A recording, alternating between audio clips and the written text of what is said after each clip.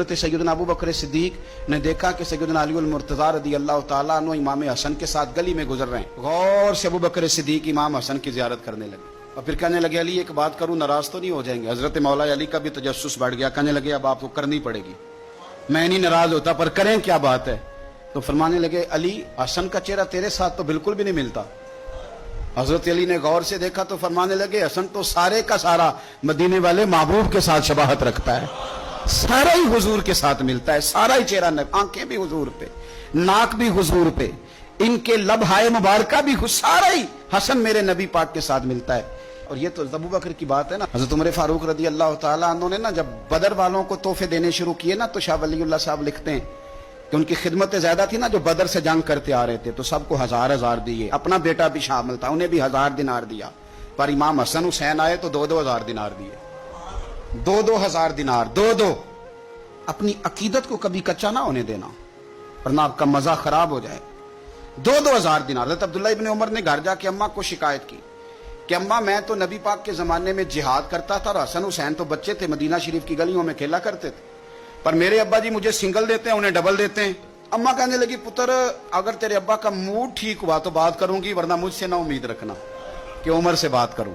شام کو سیدنا فاروق اعظم رضی اللہ تعالیٰ عنہ تشریف لائے تو آپ کی اہلیہ نے نا موڈ اچھا دیکھا تو جناب عمر فاروق رضی اللہ تعالیٰ عنہ کی خدمت میں کہنے لگے چھوٹی سی بات کرنی تھی.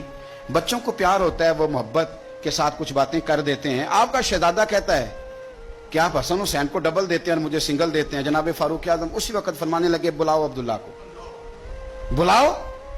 حضور وہ تو انہوں نے ویسے ہی بات کی تھی، فرمایا کچھ نہیں کہتا، بلاؤ تو صحیح نا. بلایا، جناب عبداللہ ابن عمر آ گئے. فاروق اعظم نے تقریر شروع کر دی، خطبہ اہل بیت پڑھنے لگے، شان اہل بیت بیان کرنے لگے، عظمت اہل بیت کا قصیدہ حضرت سیدنا عمر فاروق بیان کرنے لگے. کہنے لگے یہ تو نے کیا کہا پتر کہ حسن حسین کو ڈبل ملا ہے؟ فرمایا تیری خالہ کا نام بھی زینب ہے، تیری خالہ کا نام بھی ام کلثوم اور رقیہ ہے، بتا کیا تیری ماں کا نام بھی فاطمہ الزہرا ہے؟ تیرے باپ کا نام بھی علی المرتضیٰ ہے؟ کیا تیری نانی بھی ختیجہ ہے؟ اور پتر بول کے بتا کیا تیرے نانے کا نام بھی محمد مصطفیٰ ہے؟ بول کے بتانا. تو کسی پنجابی کے شاعر نے امام حسن حسین کی بات کی تھی، اس نے کہا تھا باپ جنہ دا کل ایمان بن کے لڑدا رہا سی ہر میدان اندر. حضور نے فرمایا نا کہ علی کل ایمان ہے، باپ جنہ دا کل ایمان بن کے لڑدا رہا سی ہر میدان اندر، ماں جنہ دی سیدت النساء ہوئے تے نانا عرش تے جاوے مہمان بن کے. فرمانے لگے کہ کیا تیرے نانا کا نام بھی مصطفیٰ ہے؟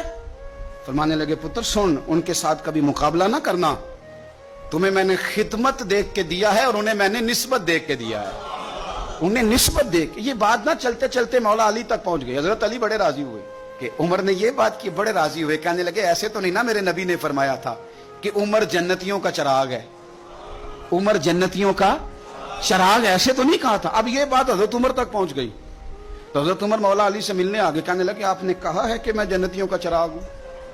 تو حضرت علی المرتضیٰ کہنے لگے میں نے کہا نہیں، میں نے حضور سے سن کے کہا ہے. تو حضرت عمر فاروق کہنے لگے پھر ذرا نا اپنی گارنٹی کے ساتھ مجھے یہ لکھ کے دے دیں، یعنی اپنی گارنٹی کے ساتھ، آپ گارنٹی کے ساتھ لکھ کے دے دیں. تو حضرت علی المرتضیٰ نے لکھ کے دیا. کہنے لگے میں گواہی دیتا ہوں، گارنٹی دیتا ہوں کہ میرے نبی نے فرمایا کہ عمر اہل جنت کا چراغ. تو اس نبی پاک کی اولاد سے پیار کرے، ان کا پیار اپنے دل کے اندر رکھے، ان کے ساتھ خاص